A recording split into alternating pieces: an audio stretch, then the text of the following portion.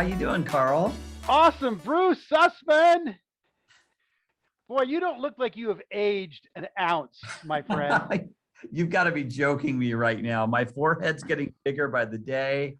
I'm getting more gray. So Maybe it's just the angle of the camera. that must be it. And the fact that I literally just a few hours ago got back from Hawaii. So it's that Hawaiian tan making me younger, like the fountain of youth. Awesome. Well, hey, thanks for doing this. Absolutely. Glad to be here. Bruce, these are so fun. It's just like all we're doing is recording a conversation between friends as they catch up after 20 years. That's great. That is great. Well, it's so good to see you. You look fantastic as well. Oh, that's cool. Thanks. I'm in our guest room. I'm in our guest room. My sister and her husband are with us. So they're in another part, and my wife and dog. So I kind of isolated here so I could get to 45 minutes of quiet time. Nice. Good job. That's what we have to do in this day and age, right? What is the Sussdog doing these days?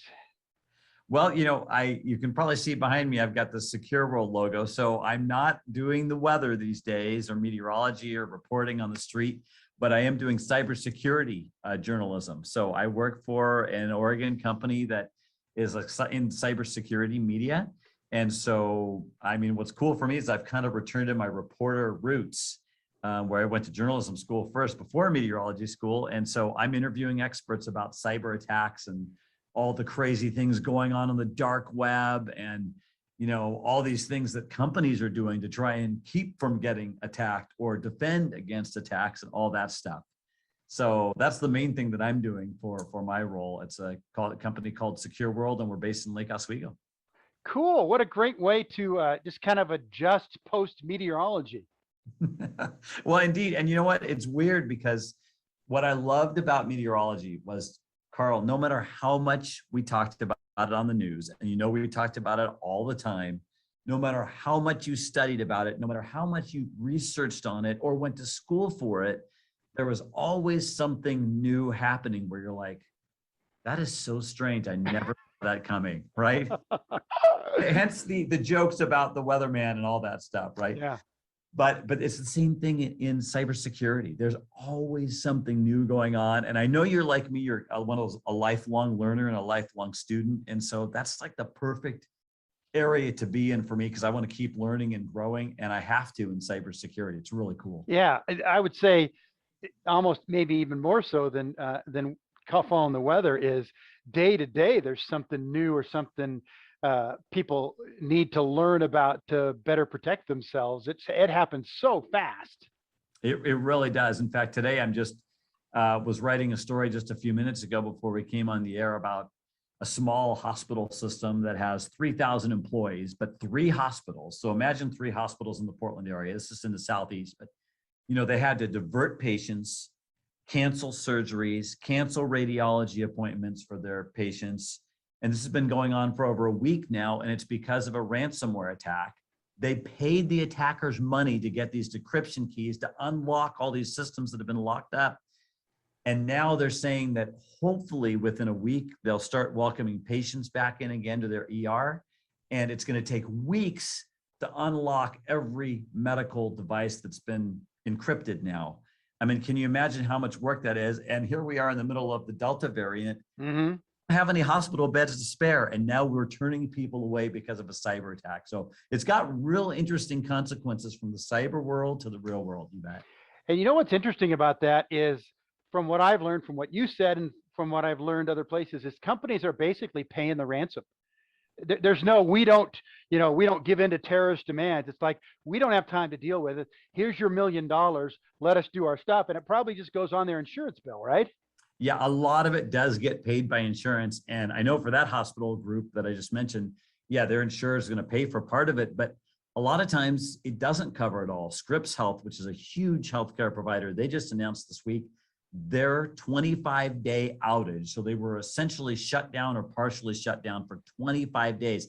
It's going to cost them $100 million out of pocket, and they're getting like 14 million back from insurance.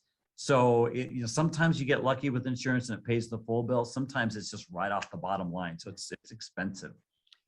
And I'm not a computer guy, Uh-huh. But it's almost like, internet security is kind of like a water leak. That water is going to get there somehow, no matter what you do. If and it's like, I look at, why can't these systems be closed? It just seems so easy for people to figure out how to get in and screw them over. And you'd think that that's something that we could have fixed by now. And there's a lot of smart people working on it, right? Yeah. People can't. If Bill Gates can't figure it out, how the heck am I? Yeah, what chance does Carl Click have? No. I'll tell you what, it's so funny hearing you talk about all this stuff, Carl, because I remember so many days at Channel 8 where I'd come into the studio to do my little weather update when I was filling in for Dave Salesky, because he was the morning guy. And of course, you were doing mornings, anchoring on the anchor desk. And there would be Carl reading his newspaper. So he's already in a news station. He's already been on the website, and now he's still consuming more news. Like you just never could get enough. And that was always really cool about you, because you were passionate about all of that stuff. So, well, I've been cured, because I don't do that anymore.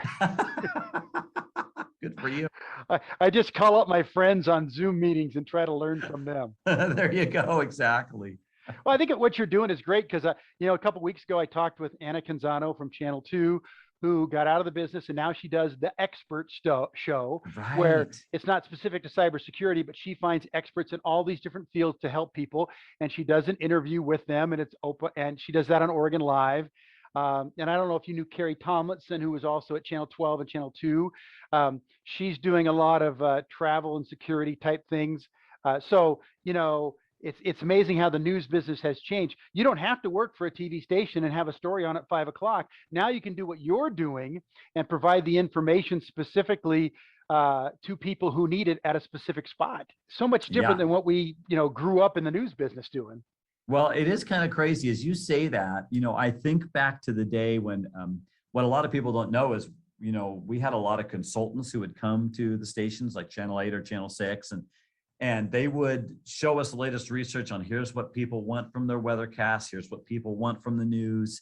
And I still remember one day, it was Dave Salesky and Matt Zaffino and I were sitting in this conference room upstairs at Channel 8. And there we are, we're talking to our consultant, and he says, if we look down the road another 10 years, the biggest competition is not from another station across town. It's from this. And he holds up his flip phone and opens it up, and we're like, I don't think so. I mean, honestly, to get the weather, you have to hit the button like 10 times. And then it's like a really wonky icon, and you can't see any radar. I mean, it's kind of junky. There's no way. But then, we didn't know about the iPhone, right? That was going to be invented, and how that changed everything. And now we're doing news from everywhere for whoever, whenever, and right where people need it. It's just, you're right, it's totally changed. And let me just say, that was one of the rare occasions where consultants were correct. Exactly. Do you remember the nickname that we often had for consultants? I like to call them insultants most of the time. Yeah. Because they came in and told you what you were doing wrong. Right. Yeah. I bet if I polled all the people that I've done these great podcasts with, which is, probably 3 dozen at least by now for this year, who's pro consultant? I don't think anybody would have done this. Right. Exactly. Oh, classic. We were closed-minded, and it was an adversarial relationship, to say the least, usually. Yes. We were frenemies, you could say. Yes. I once had a consultant cuss at me. What? Yeah. What did you do? I asked a question. There you go. As I often would in newsrooms. Hey, Brenda and I were talking to a consultant, and she was I think she was fairly new. It was pretty obvious she hadn't worked in the business. She hadn't been a reporter or something like that, and was, into the consulting business. And she was regurgitating stuff from her upper management people. And you could tell she just had a pitch. She had a new pitch or a new deal. This was their new, this is how we do this. It wasn't specific to us or whatever. And I kept asking questions because I didn't think she was being clear. I didn't quite understand what she was saying. And she just dropped an F-bomb on me. Like, Carl, what the blah, blah, blah, blah. She felt like I was being adversarial. Oh my gosh. which, Yeah. which in this case, I didn't feel like I was. I was just like, I don't get what you're saying. Anyway, so yeah. You know what, Carl? And the interesting thing is knowing your personality, and for those of you who know Carl well, you already know this. You're really good at asking probing questions, as any journalist should. And so what's surprising to me about that is if you're a consultant for a journalist, you should expect some actual questions, Yeah. and not just, okay, that sounds like the right answer, like a robot, right? I mean, you're walking into a newsroom. Yeah. Well, it got me out of the next consultant meeting because when I wrote up when I wrote up a critique or a note to the bosses saying, "Hey, this woman was pretty unprofessional and said this to me. I don't think that we're gonna," and I didn't have to go to the next one. You dirty dog. Yeah. So Bruce, when I first started doing this, I was telling people I'm doing zero research and I'm just asking questions off my memory. Oh, Um, great. but so for you, I remember you came out of Yakima, Spokane, University of Missouri, great journalism school there. Where are you from originally? California? Well, yeah, and for a lot of years, I didn't want to admit that in Oregon. Yes, I did grow up in LA. I was afraid people would send me packing, but you're right. Then I went to University of Missouri, Columbia. I'd never been to Washington, believe it or not, and I landed a job in Yakima, or as I like to call it, Yaka Vegas, Yaka Reno, whatever you fill in there. And then I ended up in the big city of Spokane. And the way it works in news, you're kind of nomadic at first. You're making no money. You're totally broke. In fact, I still remember my first job in Yakima. I was literally making 50% as much as I had made waiting tables at Olive Garden during college. So it's like, congratulations, you got a degree. Go out there and work for half as much money, And no tips. And no tips at all, and no free food either. I mean, where are the breadsticks around this place? I'm going to stop you right there. I bet you were one hell of a waiter.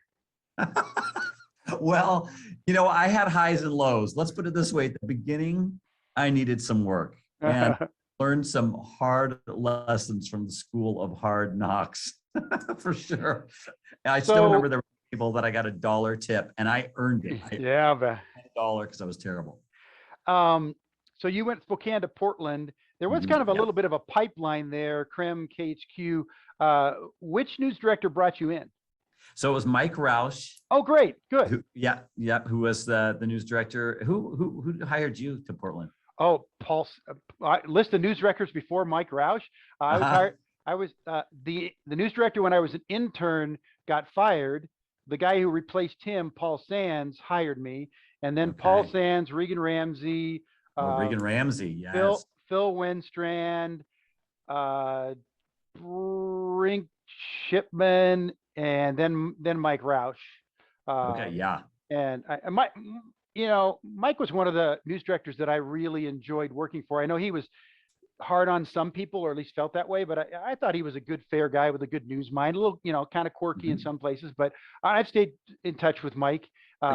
So he was a good, I mean, there are some people that came with other news directors that, would make me shake a little bit, but Mike made good personnel decisions, and you're one of them. Yeah, well, thank you. I really enjoyed working for Mike, and yes, he did. Some people he scared, of course, but most of the people I think generally liked him and trusted his news judgment. And I will say this is it was kind of funny, and I gave him a hard time about this, but it was about back in the day. Remember when we used to have to send actual resume tapes to get our jobs? Oh, yeah. Linked to something. You'd actually put your performance, for my case, it was Spokane, some of my weathercasts on a tape, mail it off to, Station X, hoping for a job. And so when I got flown down and did the interview, then a few weeks later, I was back and I'd gotten the weekend weather job at Channel 8. And I still remember Mike said, "Oh, by the way, I have your resume tape. I want to give it back to you in case you need it for whatever reason." And he had written on the very front, weather, and then it said, "maybe?" ? And I said, "I guess I made it past the maybe stage." That is a good laugh over that. That is good. You talked about mailing those resume tapes. If you're ever on the other side of that in a news director's newsroom back then, there were stacks and stacks and stacks. So there was a lot of competition to get that tape into the machine.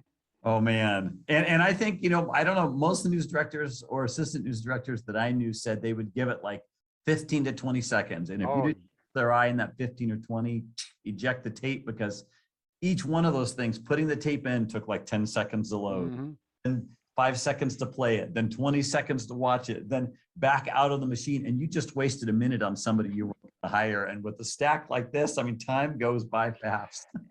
And when they mailed it back to you, if you were lucky, they mailed it back to you.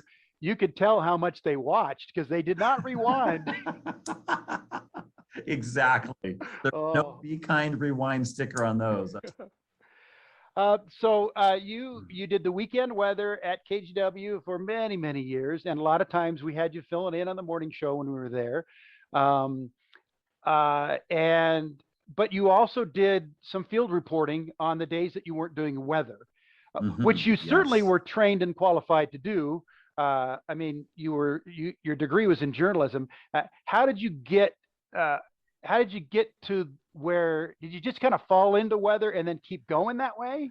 Yeah, that was a weird thing, because that was actually when I was in Spokane. So I come from a history of a family of meteorologists. My cousin Brian was a longtime meteorologist.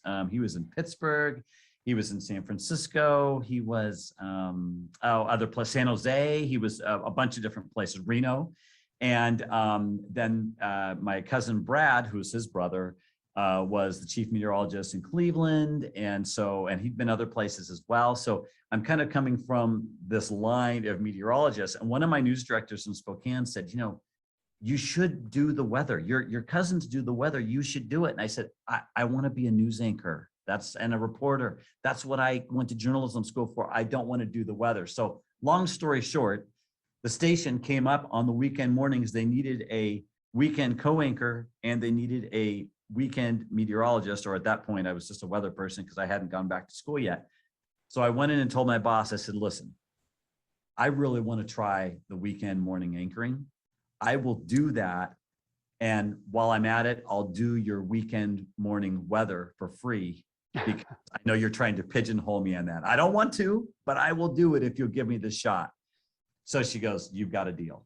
And so anyway, turns out, Carl, I ended up loving meteorology so much. That's the direction I went. And I went back to school for it. So that's how it happened. Yeah, and you got your meteorology seal from, as many folks do, from Mississippi State. Am I right? Yes. And the funny thing about that is I still remember at the time, people are like, because what we had to do is you watched lectures on videotapes that they would mail you. You had to send lab work back to your TA. And then you took proctored exams out of the National Weather Service office out by the airport, where the Weather Service guys could watch you, make sure you weren't cheating, right? So this is how you did it back in the day.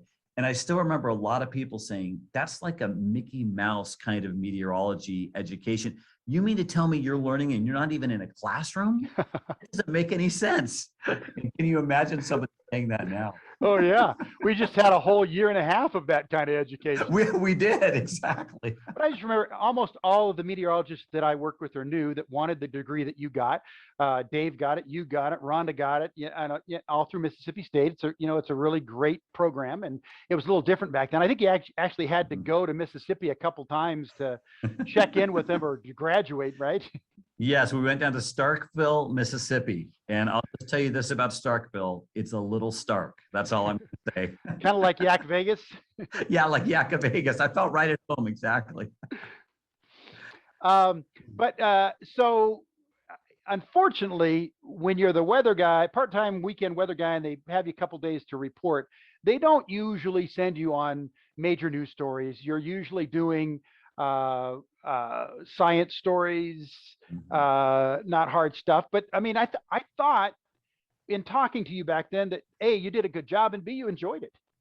Yeah, I really did. I mean, first of all, I'm a people person. Like I say, I love to learn new stuff. And so the way it works, if your reporter is in the morning meeting that we'd have, every editorial meeting, you don't know anything about the topic you're about to launch out on and be the expert on by 5 o'clock. You know what I mean? You're presenting on something you've never heard of before. So you have to be a quick learner. And I enjoyed that process, generally speaking.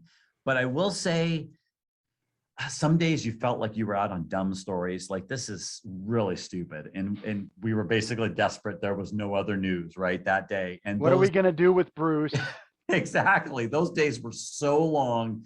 And so that's why, eventually, when I get to this, but when I moved to Channel 6 to be the chief meteorologist, that was the number one thing I was happy to leave behind, were those lame story days for sure.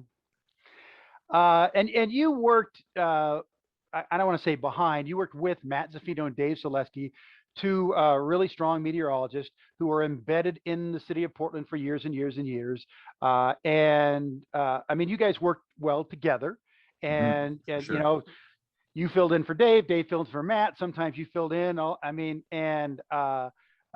But it was, at least for the long time, you weren't going to replace either two of those guys. Not because of lack of ability and talent, but they were entrenched at what they were doing at KGW.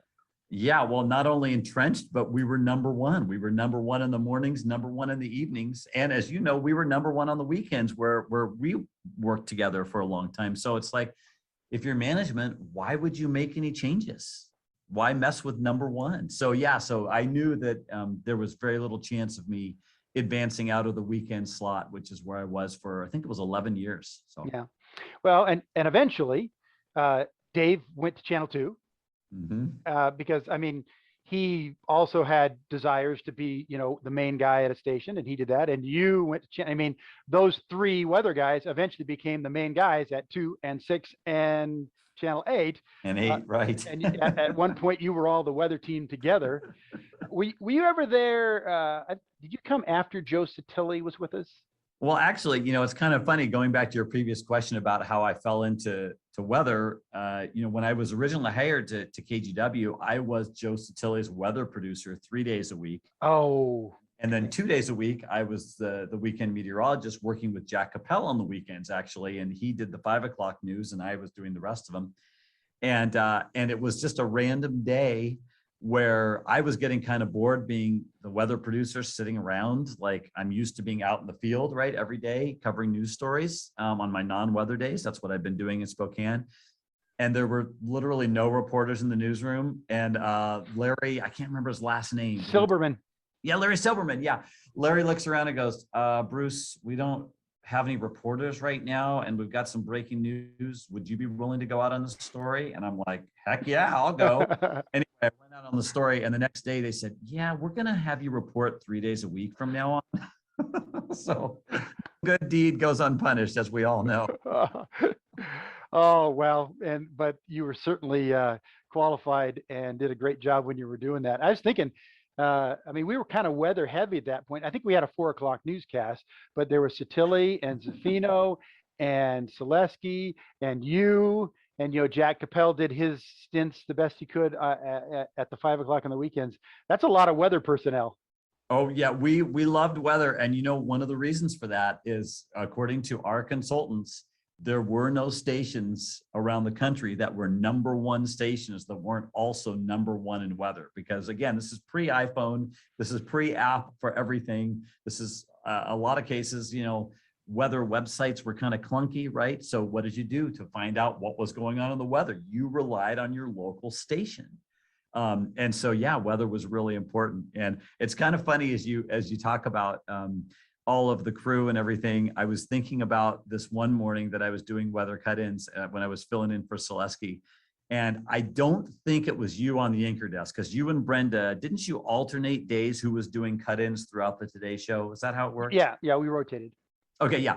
And I think this is a Brenda day, but correct me if I'm wrong, because I was so exhausted when I was filling in for Salesky in the mornings, because I had to, be at the station at like 3:30 in the morning. And, that's very early, right? Because that means you get up at like 2:30 in the morning. So you're a little tired. And you may have done the Sunday 11 o'clock. Right. That did happen more than a few times. Exactly. And so it was so funny because we had this photog lounge, and I remember I just couldn't keep my eyes open. And I knew we had 20 minutes until the next cut in, which was the little news break during the Today Show. I thought, I'll just lay my head down here for just a minute. No way. And next thing I knew, I heard on the intercom, Bruce Sussman to the studio, Bruce Sussman to the studio. And I bolt up and I realized it's too late. And I just missed my weather cut in because I was asleep. Oh, goodness sake. So that was kind of funny. That only happened once, by the way, but that was something that was quite, amusing. I did those cut-ins at 8 and at Channel 2 for many, many years, and I do think I missed one. I can't remember why. Like I was on the phone or something like that, but it was like, oh. Whoops. Let's just run an extra promo spot for that. That cut in. So I want to take a break from my non-research questions because if you do Google Bruce Sussman, you know who comes up first, right? Is it the songwriter? Yeah, Yes, the lyricist Bruce Sussman, who wrote songs with and for Barry Manilow, including Copacabana. That is hilarious. Oh my gosh. I wonder if he ever gets inquiries like, when did you leave meteorology and songwriting? So your walk-up song when you do public speaking should be, or a TED talk should be Copacabana, and say, hey, besides being a great weatherman and a cybersecurity host and journalist, I wrote this. That is so, Carl, that is awesome. In fact, I've spoken at some of our organization's conferences and at others, and I might seriously do that someday because that is too good. And you can Google it too. That's right. Yeah. If you don't believe me, just Google it. Bruce Sussman, Copacabana. Awesome. So the other real cool thing about your career at KGW was, I believe it was just one summer when American Idol was the hottest thing in the world. KGW Channel 8 did a local version of it and tabbed Bruce Sussman to host it. What was that called? It was called Gimme the Mic. And it was definitely what I would call a cheap knockoff from American Idol. But yes, it was super fun to do that. And, I got to tell you, preparing for the role. So I applied for the role, and the producer, Victoria, who was super cool, who agreed to hire me, she said, but there's something missing that I need your help with if I'm going to cast you in this role as the host for Give Me the Mic. And I said, what's that? And she said, it's your hairstyle. It needs to be more hip. And so I said, I agree. I've had the same hairstyle forever. I'm totally on board with that plan. So she had to get permission then from Mike Roush, the news director, to alter my hairstyle because obviously I'm the news employee first. So this is the funny thing. Do you remember Carrie Bagan, who was Mike's executive assistant? Oh yeah, what a sweetheart. Oh yeah. So this is what's so funny is, so they set me up to go to this salon and get a more hip happening haircut. Mike Roush sends his executive assistant with me to make sure they don't go too far with it. So she is sitting there in the chair next to me, watching them spike up my hair and bring some life to it. And okay, well, we can't do any more than that. No, that's good. That's good.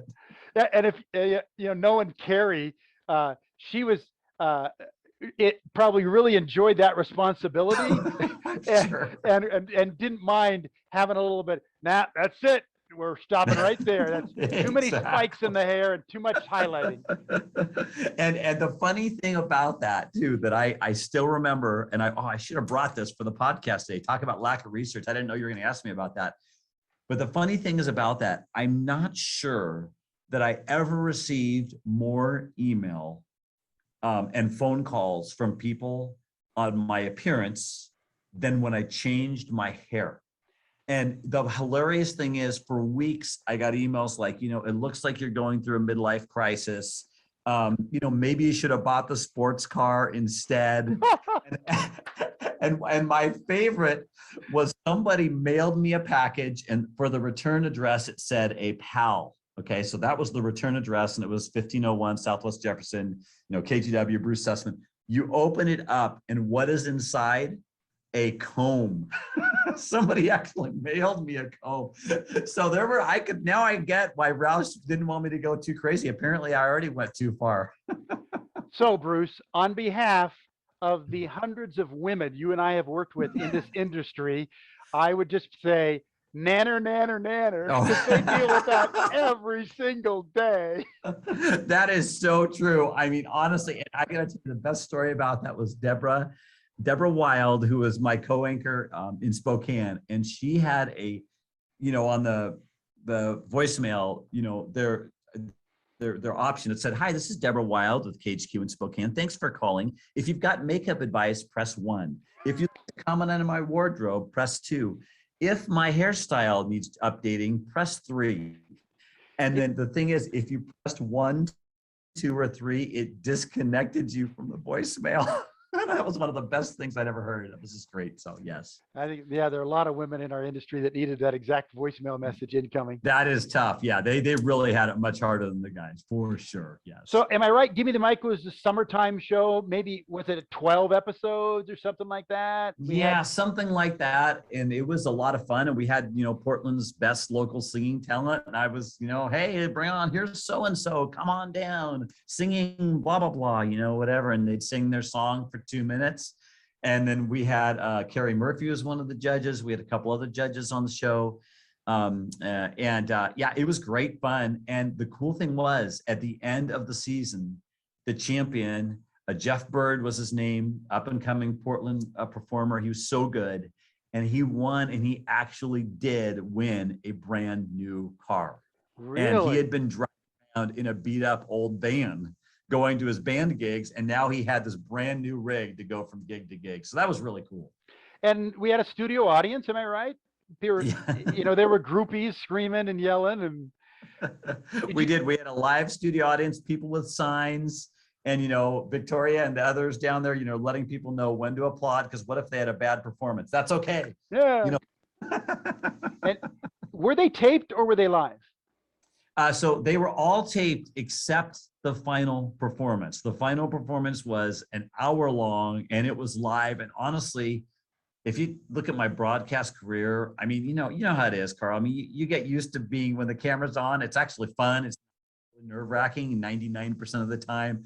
But I'm telling you, I was shaking in my boots before that live broadcast, because there's so many variables going on with the singers, with you, with the producer, with the timing for the next live commercial break. And it's all on you as the host to get, because you have to do what the producer says, but this person does something else, and the drill. It's crazy scene. So yeah.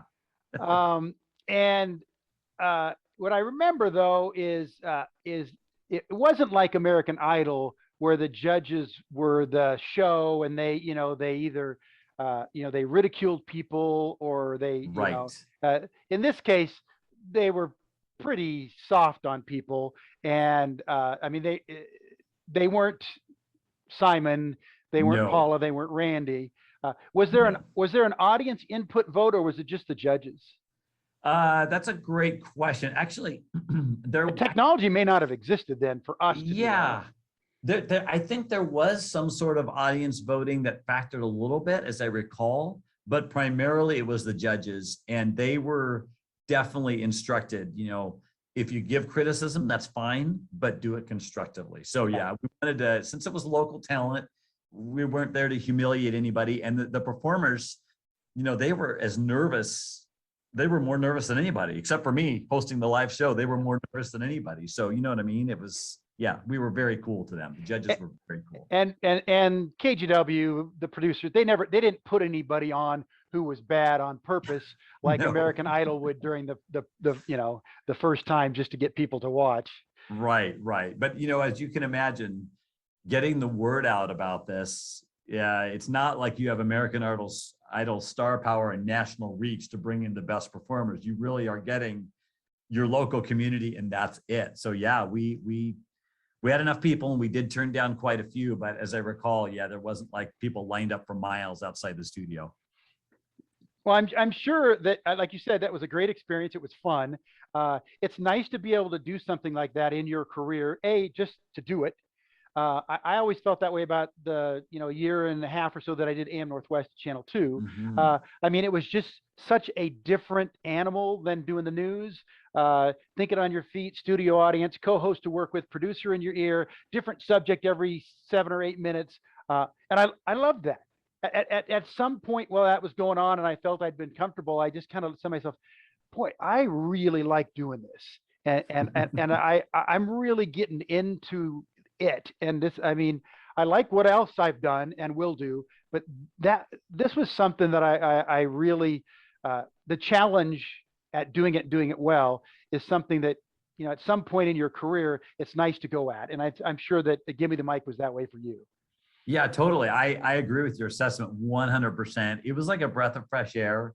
And it was a new challenge within kind of the same realm of broadcasting, but yet it was much different. And yeah, it was a ton of fun. I did really enjoy it. And my kids liked it because back in the day, we had this marketing campaign where the Give Me the Mic thing was up at gas stations. And so you'd pull up and here was me holding a microphone like I was interviewing somebody, Daddy. Yeah, exactly. So that was cool. That was cool. How old are the boys now? They're both teenagers. They're both in high school. So yeah, they're getting old, and I mean they're younger than your kids because your kids are out of college now, or what's the story there? Jeez, 32 and 31. Oh, way out of college. Yeah, that's exciting. Yeah, and both making more money than I ever did. Oh, that's good. Yeah. They actually didn't go into broadcasting, is what you're telling me. Exactly. They did not start their careers in Yakka Vegas. No. Yes, exactly. No, Jack is a computer engineer. Just changed jobs. He was actually in cybersecurity for a while, which was the company he worked for out of Portland. They had contracts with Google and places like that. This is my rudimentary understanding of what they did, to check on like pharmaceutical companies and everything you could buy on the internet. His company that he was working for checked out the legitimacy of those and could tell which ones were fake and which ones were not, and so they would get contracts to do that. And nice. he's still doing software engineering. And Dr. Sarah is an anesthesiologist. Wow. Yeah, and is the mother to my one grandson. Oh my gosh, that is so cool, Carl. Congratulations. That is neat. And you know what? I loved when your family would come in, as I'm sure you've talked about with others on the podcast. Nancy Vardanaga, our late producer, who was so awesome. She had this way of just kind of creating a family on the weekends, and we'd have hot diggity dog days. And Carl, your family would come in on other days as well on the weekends and bring dinner or whatever. And it was always great to see them. So that's cool. Yeah. When the switch was made from me in the mornings to the weekends, that kind of off kiltered our life at home a little bit. And I was home with the kids during the week, but I was gone on the weekends, and Jill was the opposite. So Jill, my wonderful wife, was really good about at least once a month. Everybody came in to KGW and had dinner with Dad in the conference room. And so that, I got to do stuff with the kids in the mornings on the weekends, but that was a way to make sure we still had some family time when the schedules got wonky for a while. Yeah, for sure. That was a great way to manage it. And that was neat. And by the way, you mentioned earlier, speaking of weekends and different challenges and different things like Give Me the Mic or AM Northwest for you. When we added the 4 o'clock newscast at KGW, I don't know if you remember how we found out about it. Do you remember how we found out about it in the newsroom? I remember the meeting because I remember the general manager at the time and the news director at the time. And I remember the pitch was, this was the way things were going, and it's going to be a great lead into the 5 o'clock. And we're in this for the long haul, because KOIN had done a 4 o'clock news about a year before, and it was gone in a few months. Okay. I was not really optimistic and it turned out to be right because it was gone in about 9 months. But no, right. Was there more to that announcement? Yes, there was. But it's interesting you remember the meeting and all of that long haul. That's exactly right. That was the talk. But the funny thing is, there'd been a rumor for a while that we were starting at 4 o'clock, and from management had been like, no, or maybe someday, blah blah blah. And then guess what? Somehow the marketing department got ahead of everybody else and sent out the press release announcing to the world that KGW would be launching a 4 o'clock newscast, but they hadn't told anybody internally. That was pre-meeting? That was pre-meeting. I think that might have caused the meeting to happen where it's like, uh-oh. So that was quite comical, in the communications business. Well, I mean, in theory, the idea was good. And I think, I don't know what's going on now, but a lot of the stations have that 4 o'clock thing going now, or they have or not. Right. But then we brought in a lot of people. We Mhm. brought it. I mean, they staffed that thing. You know, oftentimes they create new newscasts, and then they do it with the crew they already got. But I mean, they brought in like 4 specific reporters for that show. You know, that's the reason we had, you know, the weather staff that we had. Mhm. Um, Right. we and producers, and then we were also at the same time, I think, doing news cut-ins for CNN through the local cable station that had individual producers and that kind of stuff. I mean, we staffed up by, I want to say, maybe 20 people. And then, you know, 9 months later, maybe 20 people lost their jobs because Right. Yeah. they were not in it for the long haul. Right. Yeah. Right. That part of the meeting wasn't accurate. Exactly. uh, Oh. yeah. Well, we got to work with a lot of great people that Oh. came in, and many of those people landed other places. Oh, totally. So Uh, much talent. I mean, really, in Portland, so much talent in Portland. And I mean, that's the thing I miss the most, honestly, about being out of the business. I don't miss the hours. Of course, I love talking weather. I'm still an adjunct professor teaching meteorology once a year online. Every summer, I teach it at Multnomah University, which is based here in Portland. So that's mhm. been really fun. Um, but I miss the people that we worked with, Carl, because we had so many great personalities. And, you know, newsrooms are so awesome because I think about this day and age where you're afraid to say anything in this political environment because you might offend somebody. But I can tell you, newsrooms back in the day, you were willing to speak your mind and give your opinion. And there were some knockdown dragouts about stuff. You knew where people stood, and I liked the directness of it. And you developed great respect for people, regardless of their views, because they were all passionate about, you know, where they were coming from on things. So I don't know. I do miss working with our group of professionals. In fact, you know what else I miss? I miss all the time that I had in Sky 8, flying in the helicopter. Well, in that case, I'm happy you enjoyed it because I did not fly. Uh, Right. I Normally, I saw you in there a few times, but you no, no, didn't. no, no, no. I flew twice in a helicopter. Oh. Once when I was a sports reporter, and this was Oh, pre-Sky 8, and we had a okay. helicopter that we rented, and we had a certain number of hours, and they flew me down to Corvallis to meet a news photographer and reporter, so the reporter could come back and do the news story, and the photographer could stay with me. So it's just transportation. And then one weekend, I got called in as a reporter after a big snowstorm, and the big story was going to be Sky 8 flying around showing stuff, and I was it. Uh, but I I re- I did not fly, and the reason I didn't fly was, and I'm glad that you appreciated it. If I'm in a helicopter, I want the number one responsibility of the helicopter and the pilot to keep me in the air. I do not want the number one responsibility to hit your time and be live no matter how much fuel is left in the tank. And I always thought that the especially when you were live is that was the priority, not me Absolutely. staying in the air. How many times? Yes, because how many times would the producer say, "I need a shot now," Yeah. right? Because we're not in the right position. So then you're right. The helicopter pilot's main thing is get me into the right position so the photographer can get the right shot. That's the priority. I didn't even think about that till you said it. One rule I had: I would never go up in the helicopter if there was yellow on the radar, on the Doppler radar in the newsroom. I just said, it's not safe. I'm not going up if there's yellow. Even sometimes they said, we need you to go up. I can't do it. And that was only a few times. Fortunately, it's Portland we're talking about, right? And that was a great rule to have, and for you. But there were times that where they threw somebody else in that helicopter I know. because Yeah. they needed the shot, and Yeah. their perspective on yellow on the radar wasn't the same as yours. That's very true. Anyway, so Yellow just means maybe go a little slower, right? Like traffic's yeah, intersection. just dodge the yellow. One of my favorite stories, by the way, because we went through the time where chopper wars were happening in Portland. Mm-hmm. Station had a chopper. Do you remember that? So crazy. And I remember this time that one of the brags about Channel 8 was that, and Mike Roush, the news director, he made sure we got the biggest, the fastest, the most expensive helicopter, like I don't know in the world, but definitely in the market. We were the best one. And this thing was faster than the rest of the competition. And I still remember this day, we were flying to a wildfire that was in Cascade Locks, okay? And we are racing down the gorge. And it turns out we left last because I was out somewhere else on a story and they said, get to the helipad immediately. And you and your photog, you guys are going out there.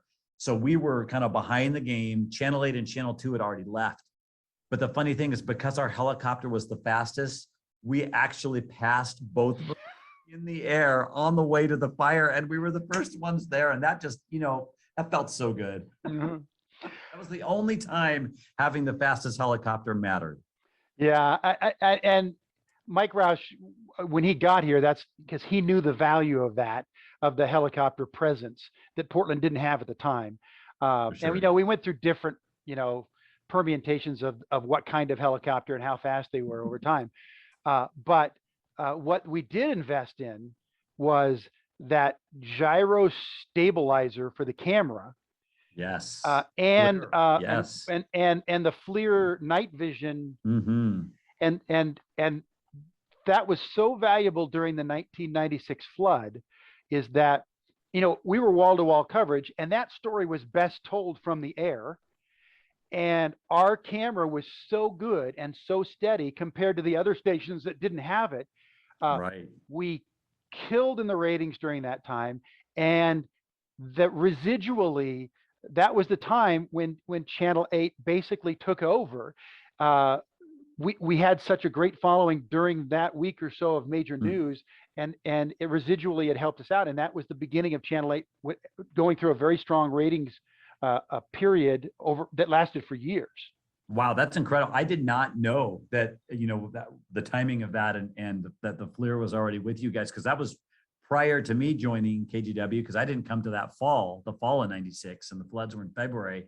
I was still in Lewiston, Idaho. I was working for Spokane, but I was in Lewiston covering the flooding there. So that's incredible. I mean, it's amazing that if you have something that really stands out, because going back to the consultant conversation we were having, what's the number one thing they'd put up there every time they came to visit? Research shows people think every station's the same. Mm-hmm. You have a technology edge like that. Wow, what a difference that could make. That's cool. And here's the genius of Mike Roush. And I don't say that because I know he watches these podcasts. Oh, does he? Oh, yeah, no. Was that he came here, he converted us to this, the helicopter first in the market and this other equipment. But when we first got it, we were doing stories every night. They called them helicopter stories. We were choosing a story that could be told visually from the helicopter. Yes. And I'm not going to say manufacturing, but we needed a story that could be told, because then it branded in people's mind that we have this tool. And of course, Sky 8 and the bug was on it. But for months and months and months, we would do stories, and they would have a helicopter version was the important part of the visual of that story, so that people knew we had it. Because then when we needed it, when there was a weather story or a major event like a wildfire, people knew that we would have the best shots of it because of that helicopter. And, absolutely. And that system paid off. Oh, it totally did. And you know what? It wasn't just the bug with the helicopter and the fact we were using those visuals. We had to say something along the lines of, we had to mention Sky 8. Mm-hmm. If you're using the footage, you couldn't just use it. You mentioned specifically in these photos from Sky 8. So there was that audio reinforcement of it, especially for people who are maybe making dinner at home, right? And they're not necessarily looking at the TV. That was kind of their cue too, to look up and go, oh yeah, let's check out the aerial shot. So that whole thing totally paid off. And that's one of the things that I will say, one of the talks that I give is around helping get credit for all the cybersecurity work that you do as a cybersecurity team that defends your organization from cyber attacks. So fill in the company here, American Express or GM or whatever, like helping those teams tell the rest of the business, hey, we're here for you. We've got your back, and we're working really hard to keep us from getting hacked and attacked. And that branding that we had and the promo campaigns that we had at Channel 8 were so strong and so nonstop, and it made a huge difference. And that's been a key lesson for me, for sure, on how you do things. Because we'd say that stuff ad nauseum, was like, really, again? but Well, that's there what you have there to was do. resistance. There was resistance from the journalists in the group. You know, why are we doing this, and why do I got to say that? And we weren't thinking, as Mike was, of the bigger picture Mhm. of uh, of of the reinforcing in people's mind that this is a tool that we have, and and again, it paid off.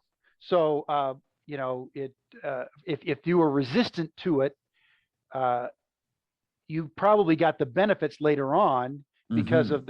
of the strength of our newscast over time. Totally. I agree 100%. Yep. Yeah, open minds, people. Exactly. Uh, so tell me about the move to Coin, as much as you want to, about why that happened and how that happened, and how'd you get 8 to 6? Yeah, so my contract was coming up, and I actually, made calls as I did every time my contract came up. I called the other stations and said, "Hey, just wondering if you've got any movement on a Monday through Friday role. I'm negotiating my contract right now, and this is a good time to have that conversation, and give me a call back if you're willing to chat." And almost always, either a news director or a general manager would call me back. So it's really cool, and we'd have the conversation. And most of the times it was, "Hey, I'll keep you in mind, but we don't have anything right now. Everybody's locked down under contract."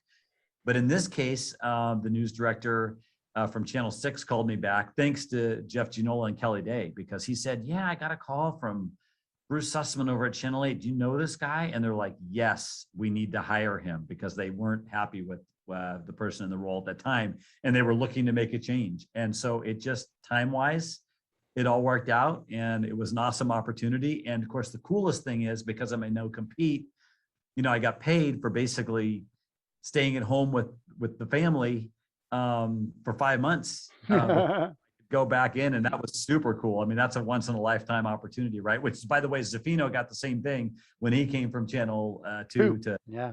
yeah, over to 8. So it's a once in a lifetime opportunity, and it was great to have that. And I was, of course, just excited then to get to talk about weather full time, and to be the meteorologist of record, and guide all our coverage and everything else. And it was super cool. Yeah. And I'm guessing this is going to be accurate for you too, Bruce, because I felt when I left Channel 8, we went to Channel 2. I love Channel 8, and it gave me my career, but I was kind of part of the furniture. I was taken for granted a little bit. I mean, people liked my work and I was valued, but it was just kind of, Carl was always there. To be wanted by Kelly Day and Jeff Gianola and another station, and to come in, "Oh, we're so glad you're here. We've watched you over there for a long time. We love you. Come on and join our team." That is an exhilarating feeling after a certain amount of time in this business, to kind of be reinvigorated with that newness. For sure. That's so true. And I, they welcomed me with open arms over there, and we had so much fun working together, and we really accomplished a lot. So, and I was fortunate to be able to build a weather team that everybody liked. And so that was great. And so there was just a lot of opportunity there for me. And of course, as a weather geek, the chance to get to talk about weather 5 days a week and get paid for it. Are you kidding me? And finally, I was making more than I made at Olive Garden. No, that's a joke. Happened earlier, but but no, it was good all the way around, Carl. And my kids were very young at the time, and so I had mornings at home with them, Mhm. and then I went to work in the afternoons, and it was great. I Good. loved it. I was there for 7 years before there was a big house cleaning over there, so that Yeah. Before you were on the transpired. other end of the. Yeah, exactly. Well, I hope you feel the same way as me. I mean, we're out of the business now, and people often they say, "Do you miss it?" And I did, no, not at all. I don't. Especially during big news events like this election year. Don't you wish you were there? Oh, hell no.